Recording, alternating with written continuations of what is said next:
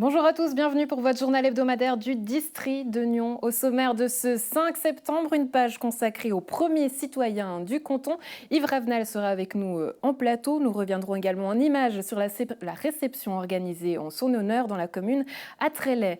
Pour commencer, on ouvre ce journal avec notre premier invité, Vincent Scatolin. Mardi soir, coup de théâtre, le maire de Divonne-les-Bains surprenait le public réuni à l'esplanade du lac. Il annonçait renoncer au projet d'usine d'embouteillage, une décision prise suite à une rupture de confiance avec le porteur du projet, la société Andrénus, présidée par Patrick Sabaté. Vincent Scatolin, bonjour. Bonjour. Vous avez surpris tout le monde lors de cette réunion publique. À quel moment est-ce que vous avez pris votre décision ? Cette décision est intervenue à la fin de l'été. Elle est intervenue suite au fait que la société Andrénus ait refusé les avenants que nous lui avons proposés sur le contrat. Je vous rappelle qu'au mois d'avril dernier, le conseil municipal a souhaité modifier un peu le contrat qui nous liait à la société Andrénus, notamment pour y intégrer des éléments environnementaux, en lien avec les transports, en lien avec le recyclage du plastique notamment. Et au milieu du mois d'août, M. André Sabaté nous a fait savoir que ces avenants ne semblaient pas être intégrables au projet en tant que tel. Donc à partir de ce moment-là, la réflexion a avancé. Ça, c'est le premier point. Puis le deuxième, c'est une sorte de rupture de confiance avec l'embouteilleur. Depuis maintenant 3 ans, nous avons eu des discussions, nous avons échangé avec le conseil municipal et nous n'avons jamais réussi à avoir de réponse totalement satisfaisante ou des réponses qui nous paraissaient crédibles. Et à partir de ce moment-là, la décision a été prise d'arrêter le projet porté par la société Andrénus pour embouteiller l'eau minérale de Divonne. Une annonce surprenante donc, puisque vous étiez venu sur ce plateau, vous nous aviez dit que ce projet, vous vouliez en faire quelque part un modèle environnemental. Vous avez donc signé le permis de construire le 13 mars dernier, vous l'avez cité tout à l'heure. Est-ce que vous avez le sentiment d'avoir commis une erreur ? En signant le permis de construire ? Non, parce qu'à cette époque-là, le permis de construire était conforme aux règles d'urbanisme qui sont dans nos documents d'urbanisme. Donc nous aurions eu du mal à refuser le permis de construire. Je rappelle d'ailleurs que ce permis de construire, il ne devient exécutoire qu'à partir du moment où l'État a donné son avis et son feu vert sur l'étude environnementale. Ça, c'est le premier sujet, très juridique, très technique. Et ensuite, nous ne sommes pas arrivés à rendre ce projet écologiquement responsable, comme je l'avais indiqué quand nous nous étions vus la première fois. Ces avenants, cette modification du contrat, elle visait à ça. Et c'est ce qui aujourd'hui fait que nous avons pris la décision, que j'ai pris la décision d'arrêter ce projet. Aujourd'hui, à l'heure des comptes, j'ai envie de dire, certains sortent la calculette et grincent des dents, puisque pour les Divonnais, ils ont dépensé 53 000 euros par année depuis 1991 pour l'étude du projet et divers frais administratifs. Autre facture qui pourrait arriver, le prix de la rupture de contrat, justement, avec la société. Comment vous comptez éponger les dégâts ? Alors, les chiffres que vous annoncez sont exacts sur la durée du projet d'embouteillage de l'eau. Je rappelle que ce projet, ce n'était pas le premier projet. Il y a eu par le passé, de mémoire, je crois, 2 projets qui ont également avorté parce qu'ils présentaient un risque pour la collectivité. Il y a des frais qui sont engagés chaque année pour protéger nos sources, pour être vigilant à ce que la qualité de cette eau minérale, qui est une vraie richesse pour la commune, elle soit préservée. Ça, c'est le premier point. Et le deuxième, c'est sur la rupture de contrat. Ce que je vais faire, c'est de faire en sorte que cette rupture de contrat ne coûte rien aux Divonnais. Donc aujourd'hui, on a demandé à nos avocats de travailler sur le sujet. Il y a des pistes. On a signifié la rupture du contrat à M. Sabaté. J'imagine que maintenant, nous allons nous retrouver dans une phase juridique et on va discuter pour savoir quel est le montant. Si pas de montant, ça serait le mieux pour nous. On arrête ce contrat. Mais il y a déjà eu des dépenses donc, du côté des Divonnais qui ont dû sortir ces 53 000 euros par année. Donc là, comment est-ce qu'on éponge du coup ce budget ? Est-ce que c'est possible de revenir en Elles ne seront arrière ? pas épongées parce que c'est des dépenses qui nous ont permis, comme je vous le disais, de protéger nos sources, de travailler sur la protection de notre marque Divonne, de travailler sur l'obtention de l'autorisation de prélèvement de l'eau. Enfin, c'est toutes ces autorisations administratives. Puis, je peux le dire maintenant, on continuera aussi à protéger notre source d'eau minérale. Et j'imagine qu'on aura encore des frais de protection qui viendront dans les mois et dans les années qui viennent. Parce que je le redis, cette eau minérale, c'est vraiment une richesse pour la commune. Depuis plusieurs mois, le projet faisait face à de vives critiques tant du côté français que suisse. Est-ce que vous sentiez une forme de pression ? Je ne vais pas dire qu'il n'y avait pas de pression, mais j'ai souhaité prendre le temps de concerter et consulter avant de prendre une décision. Déjà, j'ai été élu en février 2019. Donc il a fallu que je prenne le dossier, que je rencontre l'embouteilleur, qu'on puisse échanger, que je puisse lui faire part du souhait que j'avais de pouvoir modifier le contrat. Au printemps dernier, j'ai organisé toute une série de rencontres avec les Divonnais. C'est un peu ma nouvelle marque de fabrique, j'allais dire, en tant que nouveau maire. On a pu échanger sur plein de sujets, mais c'est vrai que ce sujet de l'eau, il est revenu à chaque fois qu'on s'est rencontrés. Et j'ai compris qu'il y avait des inquiétudes. Des inquiétudes, pas forcément sur le projet d'embouteillage en tant d'embouteiller l'eau minérale de Divonne, mais plutôt sur le porteur de projet, pour être tout à fait clair.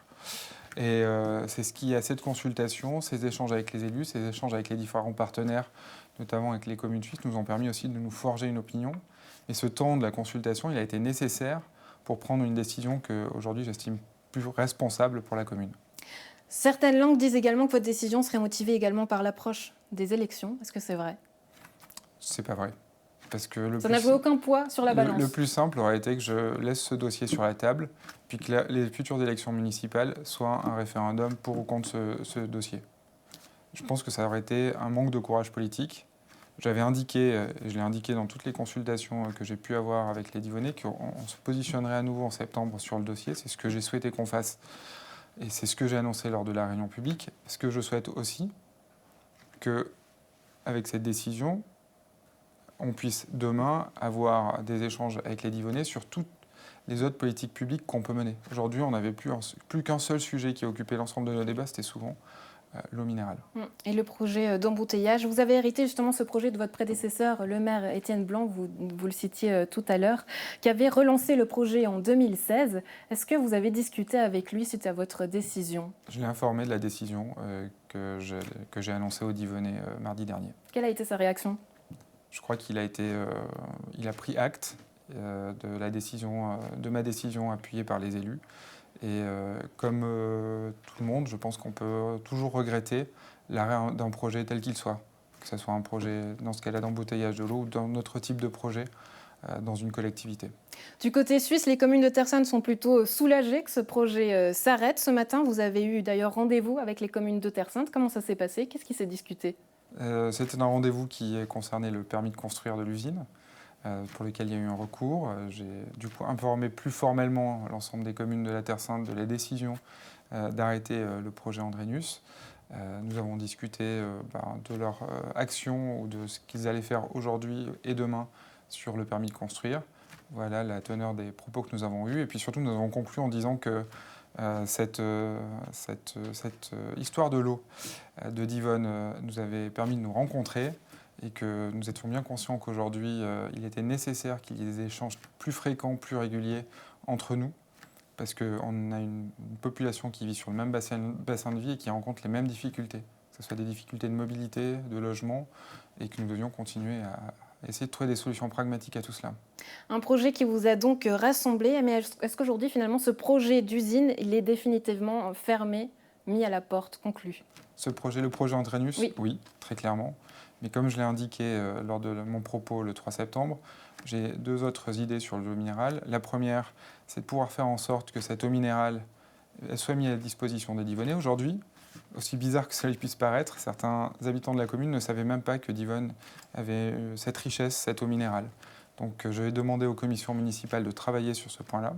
Et le deuxième point, c'est que cette eau est une véritable richesse et que demain, on doit pouvoir l'utiliser pour développer des projets, notamment des projets économiques liés au développement du thermalisme.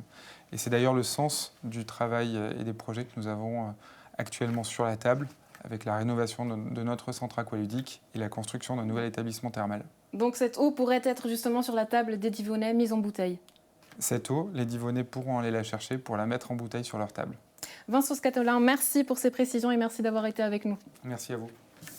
Trelleborg fête son président. Mardi, le syndic Yves Ravenel, nouveau président du Grand Conseil, était la star parmi toutes les personnalités. Après une année de préparation, la fête conviviale faisait la part belle aux traditions. Avant de recevoir le premier citoyen du canton en plateau, je vous propose un résumé de la célébration en images.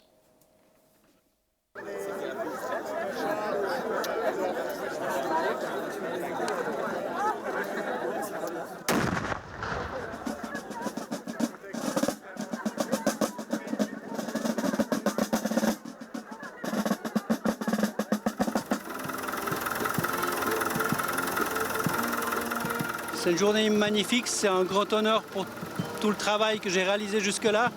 C'est vraiment beaucoup d'émotions parce que je ne m'attendais pas à autant de monde, autant d'honneur.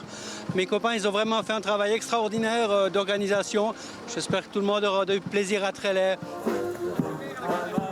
C'est très chouette, c'est très sympa, et surtout par un si beau temps, on a beaucoup de plaisir. C'est un grand honneur pour Trélay et pour toute la région du tout. Ça rappelle quand même la personnalité et l'intensité de l'élu, quoi.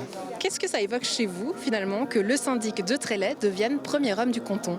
Ah ben ça nous fait quand même quelque chose. C'est chouette une fois que Trélay, le nom de Trélay soit connu dans le canton de Vaud.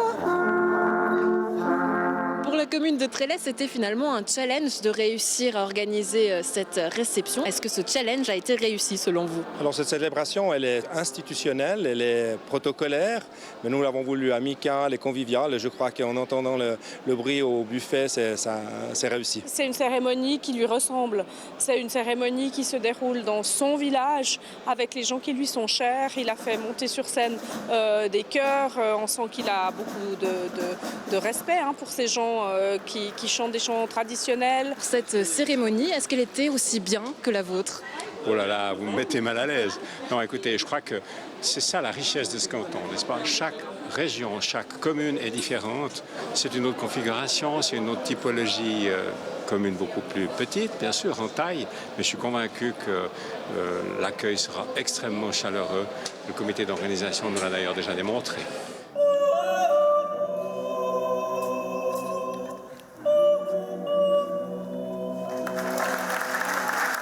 Qu'est-ce qui se passe quand on est la femme du premier homme du canton? Eh ben, on l'accompagne, on a énormément de chemises à repasser, on écoute des discours, nous on travaille beaucoup en couple, donc je l'accompagne, il me demande des conseils, on va dire ça anime un peu plus notre couple. C'est un choix qu'on a fait et puis on est heureux comme ça. C'est pas seulement une fierté, c'est aussi des informations directes qui nous viennent du Grand Conseil. Une grande valeur pour les décisions qu'on prend au sein de la municipalité. Il est temps de donner la parole au premier citoyen vaudois, au président du Grand Conseil entrant. Je vous demande d'accueillir M. Yves Ravenel. Il est un digne successeur de Rémi Jacquier dans ce sens où il y a une continuité. Ils ont des personnalités qui sont consensuelles et qui vont favoriser l'écoute et l'échange et le débat d'idées respectueux. Quelqu'un qui a déjà une certaine expérience politique, qui a acquis une certaine sagesse. Et puis, moi, je crois dans les racines terriennes qui sont les siennes. Est-ce que vous avez peut-être une anecdote à nous raconter sur Yves Ravenel? Une anecdote qui serait finalement assez emblématique de son caractère? Il ne le montre pas toujours, mais il est joueur. Je l'ai vu remonter un escalator à Paris à l'envers. Il avait fait ça, il paraît, il y a 30 ans avec la jeunesse.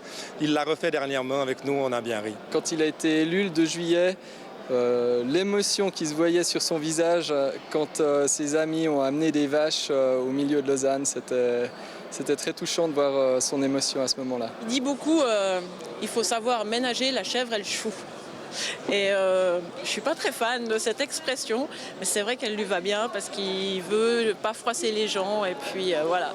Et je l'embête et des fois je lui dis mais arrête avec ta chèvre et ton chou. Merci de votre attention. Vive le canton de Vaud.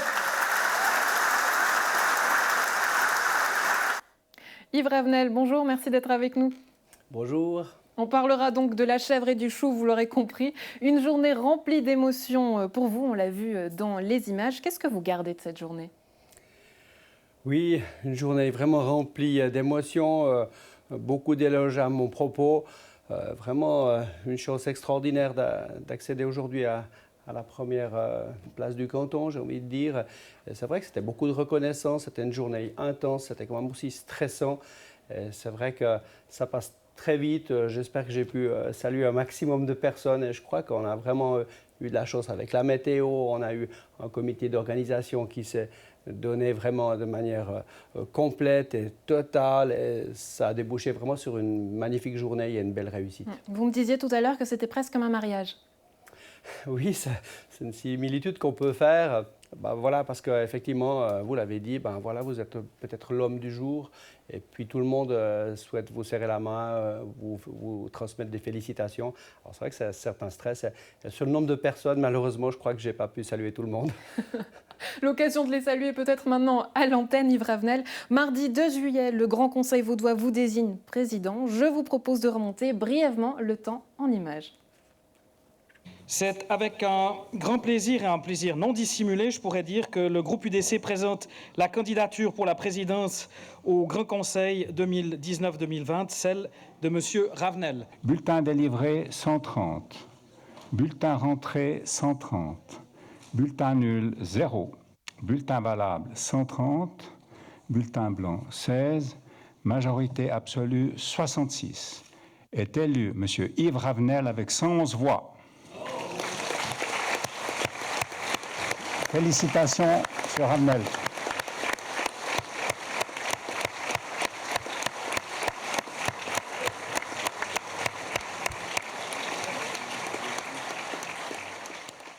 Et toujours les yeux qui brillent en revoyant ces images. À ce moment-là, justement, qu'est-ce que vous vous dites?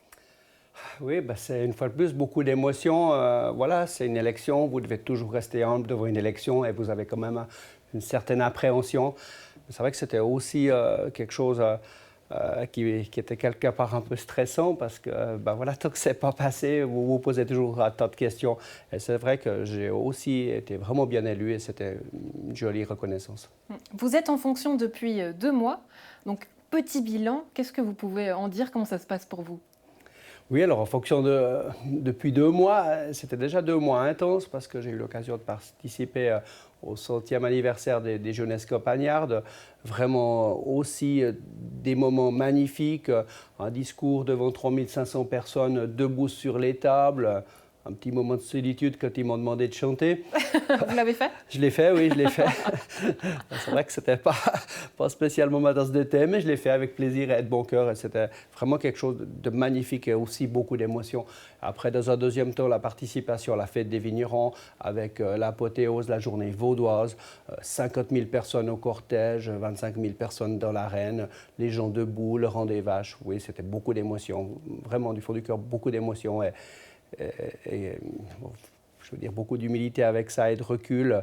On se dit que, et je me dis que j'ai vraiment eu de la chance parce qu'en plus, c'est pas toutes les années la fête des vignerons et pouvoir avoir eu la chance d'y participer en tant que président du Grand Conseil vaudois, c'était magnifique. J'aimerais remonter votre parcours. Vous entrez au conseil communal de Trélay en 1989, puis vous accédez à la syndicature en 2016. Avant ça, en 2012, vous accédez au Parlement en tant que député UDC. Vous êtes également père de 2 enfants adultes et agriculteur de profession. Est-ce que, comme l'agriculture, justement, la politique a toujours été une passion ? Alors, je ne peux pas dire que ça a toujours été une passion, mais c'est vrai, je l'ai dit dans mes discours. Voilà, on a commencé à être président de la jeunesse de mon village. Et puis, voilà, on voulait organiser ce Giron en 1989. La municipalité de l'époque nous avait refusé ce projet. Et là, j'ai dit, c'est pas possible. Ils nous ont pas bien compris. Il faut qu'on leur explique. Et puis, voilà, de fil en aiguille, en passant par ces explications, on a réussi à les convaincre. Et là, j'ai vraiment pris conscience de l'utilité de la politique. Je suis après entré au conseil communal et ensuite la municipalité. Et chaque fois, toujours avec cette envie de bien faire et de créer les liens, comme je l'ai dit à plusieurs reprises. Ouais, ce lien, justement, vous allez le créer et le porter puisque vous portez le monde agricole et aussi la commune de Trélay jusqu'au canton. Qu'est-ce que ça évoque pour vous, finalement, que ces 2 mondes-là soient représentés au canton par votre personne? C'est premièrement montrer aussi que les politiciens sont des gens comme les autres. C'est porter quand même la voix de la campagne peut-être sur la plus haute marche du canton pour une année. C'est représenter aussi ma profession, c'est peut-être aussi dire qu'on peut être agriculteur et on peut être président du Grand Conseil vaudois. Et je pense que c'est quelque part une chance aussi d'y arriver et de pouvoir avoir cette possibilité, une fois de plus, de faire le lien entre la campagne, la ville et peut-être la politique encore. Faire le lien justement entre les 2 mondes, un de vos objectifs, est-ce que j'imagine que vous en avez beaucoup d'autres, lesquels ? On sait faire le lien, puis c'est l'objectif premier qu'il ne faut pas perdre de vue, c'est présider le Grand Conseil et donner vraiment une parole équitable à tous les députés et députées. Et puis ben voilà, c'est quand même des séances qui sont intenses, c'est pas mal de concentration, donc la priorité, ça sera celle-ci, c'est de mener vraiment les débats de manière juste et équitable. Et pour reprendre votre expression favorite, comme vous l'avez dit tout à l'heure, il faudra justement ménager la chèvre et le chou. Oui, tout à fait, c'est vrai. Et ma compagne, elle a raison, ça me sied bien. J'attache une grande importance à tenter de satisfaire tout le monde et de trouver un compromis. Et je l'ai aussi évoqué à plusieurs reprises. Le compromis vaudois, je pense que c'est une bonne formule et je suis convaincu. Et c'est quelque chose qui me plaît beaucoup de mettre en avant. Et je crois que voilà, quand on a trouvé ce compromis, ça nous permet d'avancer. Yves Ravenel, merci beaucoup d'avoir été avec nous. À très bientôt. Merci beaucoup, merci de l'accueil et bonne journée. Merci. La semaine dernière, le comité Nyon Demain déposait le texte de son référendum concernant le plan d'affectation La Sueta. Cette semaine, c'est le maître d'ouvrage du projet Logement Social Roman qui répond au micro de Florian Cavalieri. Ilan Buchler, bonjour. Bonjour. Vous êtes le directeur de Logement Social Roman, le maître d'ouvrage de cet nouvel immeuble de La Sueta. Nous sommes au pied justement de cet immeuble et vous aviez envie de tordre le cou à certaines idées reçues que vous dites véhiculées par le comité référendaire qui a publié ce document, La Sueta non au béton. Alors, êtes-vous là pour bétonner la ville de Nyon ? Alors pour nous, ce quartier, il faut le voir vraiment dans l'ensemble. Il y a plusieurs paramètres qui font qu'on veut démolir cet immeuble et reconstruire ce nouveau quartier. Et les points principaux, ce sont les locataires. Et bétonner, évidemment, on est obligé de faire du béton si on veut créer des immeubles.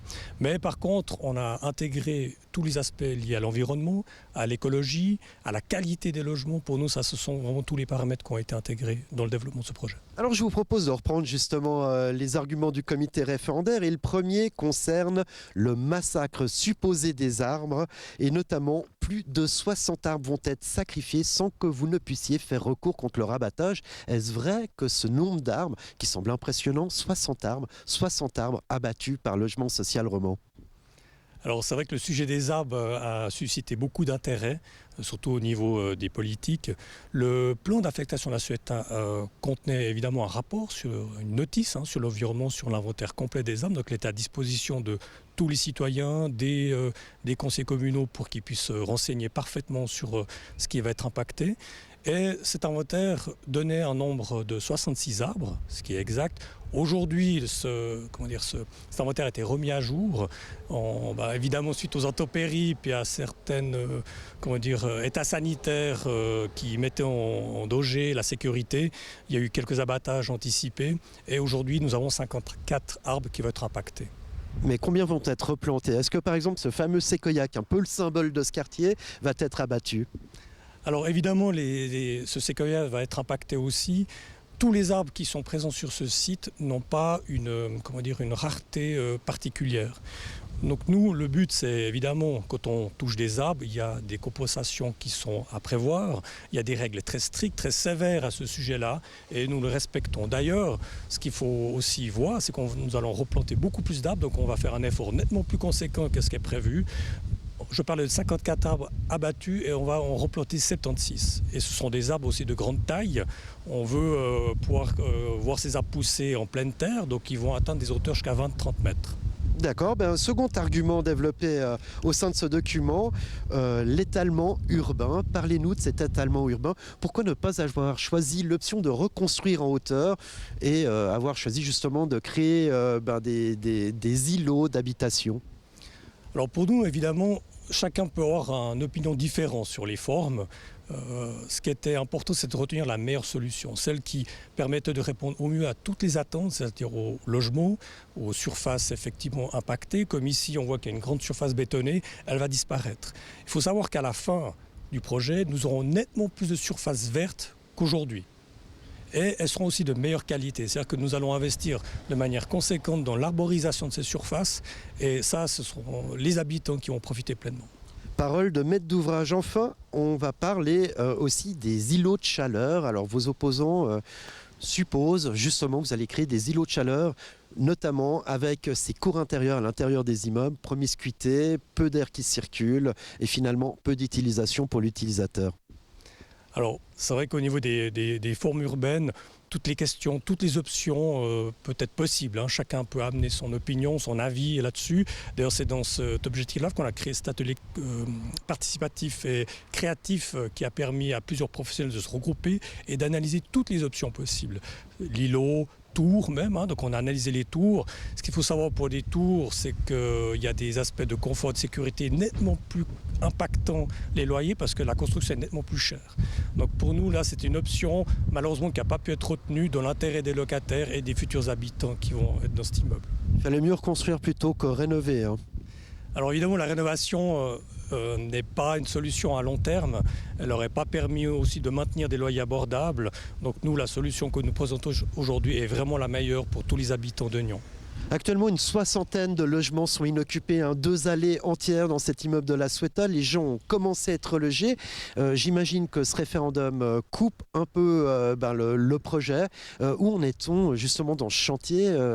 À quelle étape en est-on?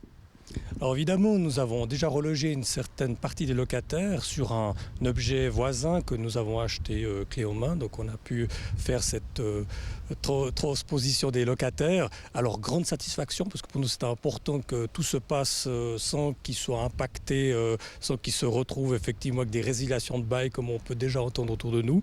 Mais ce n'est pas le cas pour nous. Nous on veut une solution pour chaque locataire. Nous voulons qu'ils soient tous satisfaits à la fin. Et puis le fait qu'on atteigne ce objectif, vraiment pour nous, ce sera une récompense et un succès. Hélène Buchler, pour terminer cette interview, s'il ne devait rester qu'un argument en faveur de votre projet, ce serait lequel? Alors pour nous, on peut dire qu'on peut mentionner le respect de tout ce quartier au niveau de lui redonner une nouvelle vie. Il faut se projeter dans l'avenir. Évidemment qu'il y a des nuisances, hein. Il y aura quand même, les personnes seront impactées, mais les grands gagnants seront les Nyonnais parce qu'ils seront les premiers à pouvoir résider dans ces immeubles à loyer abordable. Il y a un an, la municipalité de la ville de Gland engageait un délégué à la promotion économique. Le PLR demandait alors des comptes sur la vision stratégique de l'exécutif quant à sa politique économique. C'est chose faite depuis le dernier conseil communal à la satisfaction du parti du centre droit. Globalement, on peut dire que la municipalité a bien travaillé sur ce sujet. On a pu mettre en évidence, en tout cas, une réelle volonté de promouvoir les entreprises existantes à Gland, mais également de promouvoir la ville de Gland pour des nouvelles entreprises, avec clairement des propositions d'actions concrètes qui font aussi bien appel à l'économie, on va dire traditionnelle, qu'à l'économie circulaire. Maintenant, ce qu'on a pu également pu observer, c'est que normalement, financièrement, ça devrait être à moindre coût pour le contribuable glandois, mais à vérifier, car nous restons vigilants quand même sur l'évolution du budget de fonctionnement qui sera fortement sollicité dans un certain nombre d'actions. La politique économique municipale, c'est notamment privilégier les entreprises qui existent déjà, plus celles qui vont se créer, mais pas forcément aller débaucher des entreprises sur d'autres parties du canton, voire de la Suisse. Tout à fait.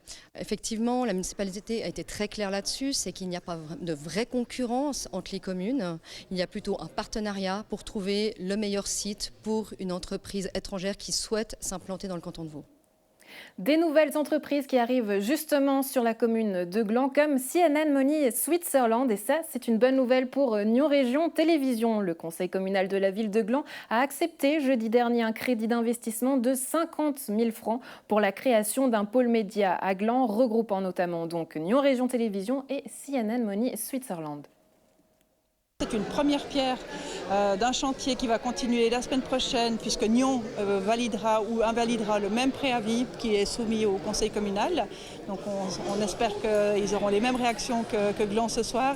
Et ensuite, ce même préavis, la même teneur de préavis sera débattu dans le cadre du DISREN, dans le cadre de Région de Nyon qui a sa séance le 26 septembre prochain. C'est une opportunité pour la commune de Gland mais aussi pour toute la région d'avoir ce pôle média dans la région ici à Gland.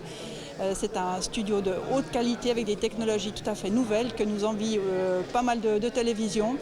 Donc c'est vraiment une occasion unique d'avoir ça dans notre commune et ça pourra aussi être au service des entreprises, des communes et de la population. Au travers de ce média, on pourra démontrer notre dynamisme et tout ce qui se passe dans notre région.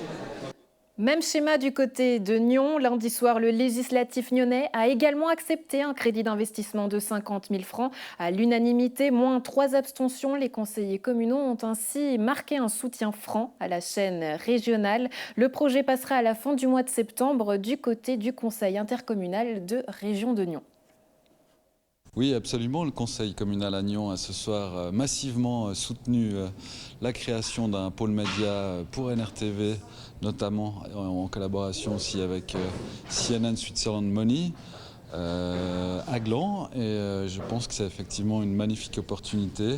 Le score est sans appel, quasiment soviétique, avec seulement 3 abstentions. Et je pense que c'est un très bon signe pour le paysage médiatique du district et de la ville de Nyon. NRTV, en tout cas aux yeux des conseillers, semble être un outil absolument indispensable. Je pense que ça traduit aussi clairement l'orientation de la population qui, comme on le sait, est de plus en plus nombreuse à regarder NRTV. Et je pense qu'il s'agit là aussi d'un outil essentiel sur la démocratie de proximité que nous représentons. Toujours à Nyon, pas de loi concernant les anti-graffitis. Le conseil communal de la ville a refusé le projet de règlement communal interdisant les graffitis et les tags sur les murs des propriétaires. Pour le législatif, il n'est pas question d'obliger les privés à se débarrasser des œuvres murales et de passer en caisse.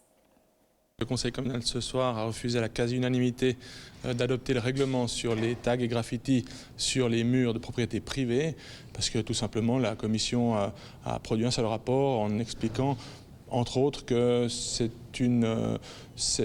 trop restrictif comme règlement premièrement et deuxièmement on ne peut pas obliger les privés à effacer des graffitis sur leurs murs à leurs frais alors qu'ils sont déjà lésés par ces tags ou ces graffitis. La commune avait prévu de subventionner ces dépenses à hauteur de maximum 500 francs. On sait très bien que suivant la nature des murs, ça peut coûter beaucoup plus cher et c'est un problème qui peut se répéter d'année en année. Donc c'est clairement léser les propriétaires. Ce règlement avait été établi notamment pour un cas d'espèce particulier, une propriété sur la place des Marronniers. Finalement, l'enseignement, c'est qu'on ne fait pas un règlement pour un cas de figure. Voilà, exactement. Peut-être la ville aurait dû régler différemment ce problème. Il y a d'autres moyens qui existent. On peut tout à fait imaginer peut-être planter des arbres devant ce mur, mais faire un règlement pour un cas vraiment problématique, ça n'a pas plu au conseil communal qui a refusé ce règlement ce soir. On passe à présent aux festivités du côté de la Villa Rose à Gland, porte ouverte samedi 7 septembre de 10h à 16h. Depuis 1996, l'association de la ligne fortifiée de la Promentous s'est donnée pour mission de préserver le site. Ainsi, chaque année, 5 journées sont offertes au public. Visite des lieux en compagnie de Florian Cavalleri. Alors, la Villa Rose, c'est un ancien fortin militaire qui a été construit en 1941, pour être précis, donc durant la dernière guerre mondiale, quoi. La place de la Villa Rose, c'était un objet, parce que quand on parle militaire, on parle d'objet, c'est un objet pour défendre l'accès au pont des Abouillons. Quand on parle de fortin militaire, on a l'habitude souvent de s'imaginer ces fameux fortins dans les montagnes, camouflés. Là, c'est presque l'option inverse qui a été prise, puisque c'est très visible. Ah oui, alors c'est vrai que la couleur rose y est pour beaucoup, mais ça c'était justement l'idée de mettre ça dans le milieu urbain, parce que voilà, effectivement les maisons autour, elles sont un petit peu dans les mêmes tons, un peu pastel. Vous avez la Villa Verte en face qui est aussi dans les mêmes tons, dans les mêmes styles de construction, mais c'est vrai que voilà, effectivement les gens y passent, quand ils viennent nous rendre visite, ils disent « Ah, mais on est passé 1000 fois devant, on ne s'imagine pas ce que ça pouvait être dedans ». Durant la mobilisation, jusqu'en 1945, 25 soldats étaient mobilisés dans la Villa Rose. Ici, il y avait un canon avec 3 mitrailleuses sur les côtés. Le canon, donc, objectif, bloquer l'accès sur le pont des Abouillons.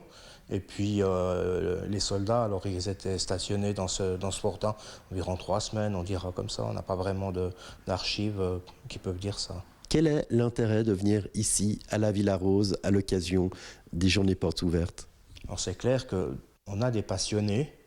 C'est beaucoup de gens qui viennent ici. Ah, bah oui, on a fait du service, ça me rappelle le service. Mais c'est vrai que la plupart des gens qui viennent nous visiter, on en a quand même entre 100 et 150 par visite. C'est majoritairement des femmes qui sont intéressées, elles sont intriguées, elles aimeraient savoir, bah voilà, c'était quoi la vie, c'était quoi ces fortins militaires, ce genre de choses.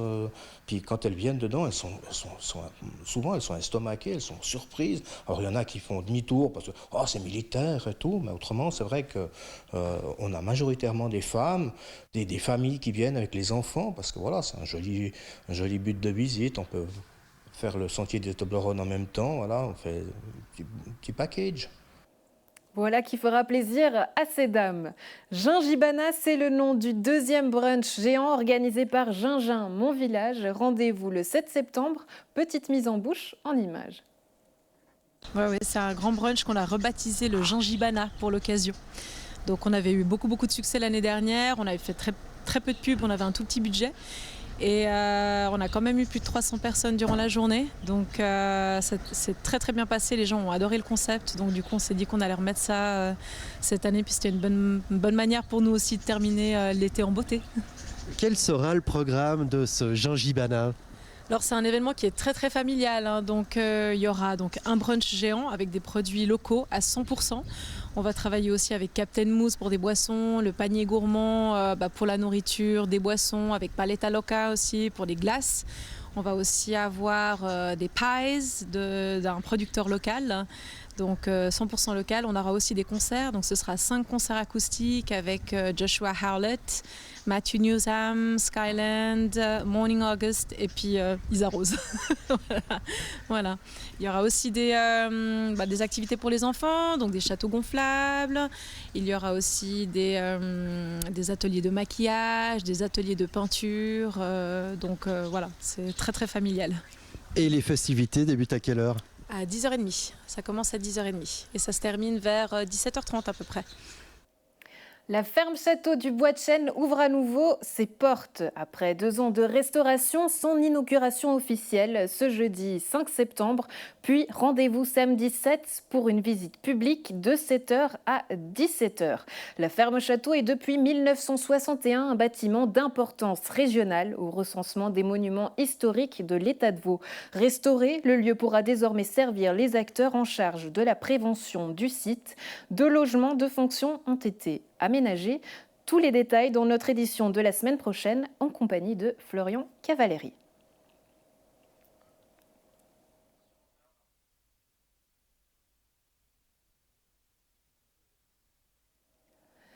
Un plaisir d'avoir été en votre compagnie. Bonne suite de programmes sur NRTV. À la semaine prochaine.